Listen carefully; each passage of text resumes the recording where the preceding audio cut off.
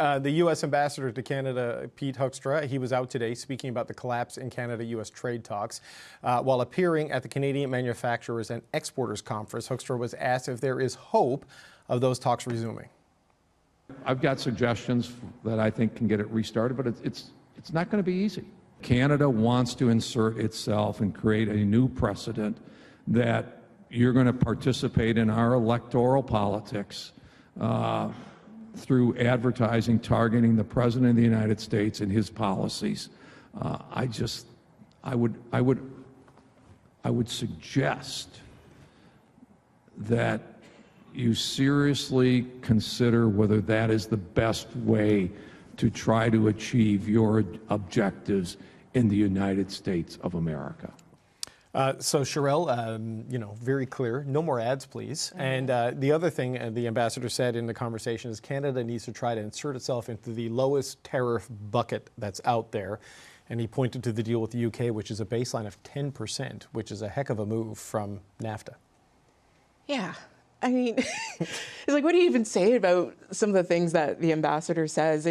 Every time. Obviously, he's singing from the Trump songbook. These are things that we've heard before. You know, when those ads initially came out by the Ontario government, that after initially not being too bothered by it, somebody got in his ear, and he's quickly switched his tune to talking about it being some sort of interference with the Supreme Court decision about the tariffs.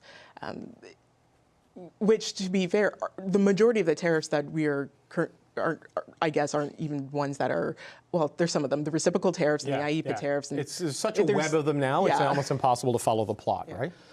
But the point is that,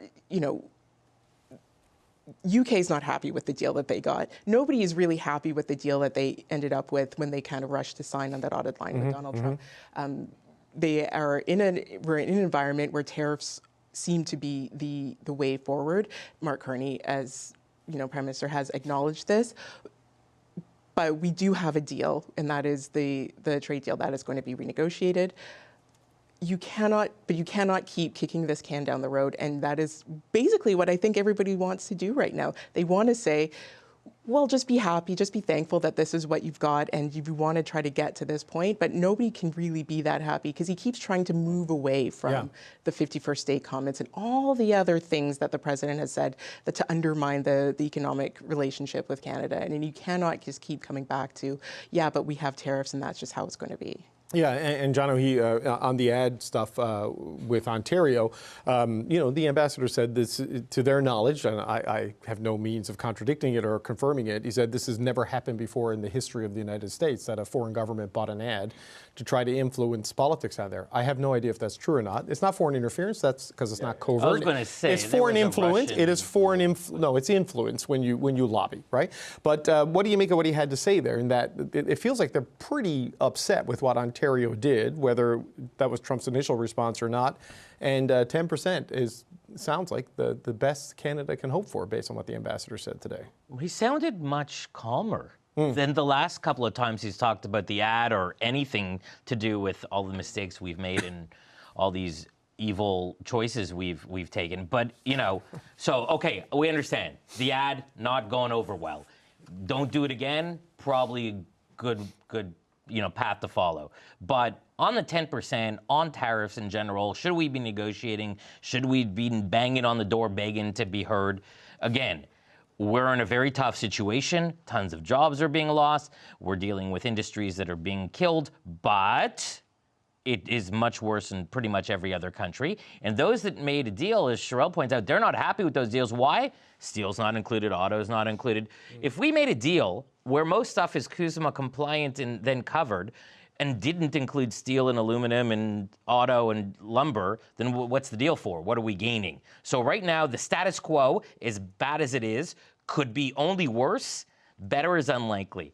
Is 10% good? No, it's terrible compared to what other alternatives are. If you included steel and aluminum and everything, maybe we'll have to live with that in the short and medium term, but at least we'd have some clarity. But I don't think that's right now. It's on the table. Yeah. So right now we're just sort of waiting. And Tim, I don't get the sense the government of Canada wants to drag this thing on, but I also don't think they want to rush anything until they know what the Supreme Court is going to say and how Congress is going to react to whatever the Supreme Court brings down. And why should they at this juncture, right? I mean, it is annoying with Pete Hoekstra. I mean, it's the first time in living memory that I can think of the U.S. representative more portraying himself as the cranky uncle than the effective diplomat. I mean, you go back and look at the time, 2003, 2004, around George Bush going to Iraq and that war beginning. Paul Cellucci, who was the American representative here, very close to the administration, as close as Pete Hoekstra, if not closer, never behaved in this particular manner. And look, I think we do have to give voice to the fact that it's still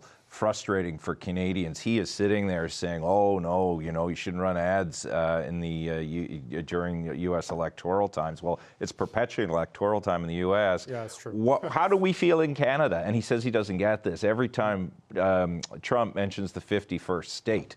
So you know what? It's the cranky uncle mode. I think we have to understand his role is not to facilitate anything for Canada or the United States. It's to please the president. I don't think he's hidden too much that is the fact. I think the other thing, David, with all of this too is, let time work on our side right now. Let Trump get through what he has. The other thing that Hoekstra did today, I guess, in Canada for a few minutes, which his boss probably is happy about, took a little bit of coverage off Trump's abhorrent behavior yesterday towards a couple of media members. Yeah, they put out, I printed it off because I need to read it all. It's like a litany of complaints about ABC News. It's not journalism. It's a Democratic spin operation masquerading as a broadcast network, and they're threatening to strip the broadcast license. Nothing like that from the ambassador today, Brad, though he did say that the Canadian media sometimes takes his comments out of context and he's not happy with the coverage. And, fair enough, and the ambassador is welcome to come on, and we will not edit the interview, I promise you that. But Brad, your thoughts on this? It is like, if 10% is presented as a best case scenario, that's not a great case scenario, right? When you look at the damage where we are now has done just on the sectoral stuff. I think it's important to keep an eye on what they're trying to do. A number of months ago, they were saying there's always going to be tariffs. And then Prime Minister Carney and others in cabinet said, you know what, Canada, we're going to have to live with some tariffs. Now he's starting to set what those tariffs, what the new floor might be, or the new ceiling might be. So it's all about an expectations game. In order to ensure that when we get to a deal, as bad as it is compared to what we've had in the past, we're going to say, well, at least it wasn't as bad as they talked about, right? So even if 10% is the case, in 4, 6, 8 months from now, when things are maybe perhaps a bit more settled, we're going to be happy with, or maybe say 8's a victory, when in fact we used to have much lower than that. So I take the point that the situation in Canada is better than most of Americans' trading partners. This is all about expectations and setting where we should feel whether either hurt or lost. Just quickly, David, on the point about Canada having ads in the United States, I don't know if this has ever happened before, nor do I think that that's the most important thing he said. What I think he was saying when he said, don't ever do that again, was saying that you really got under the president's skin. You really hit the nose. Most of the way in which Trump deals with foreign leaders and their trading partners is you fly in, there's a whole bunch of meetings, you sit down in the yellow chairs, and you pat each other on the back and you say,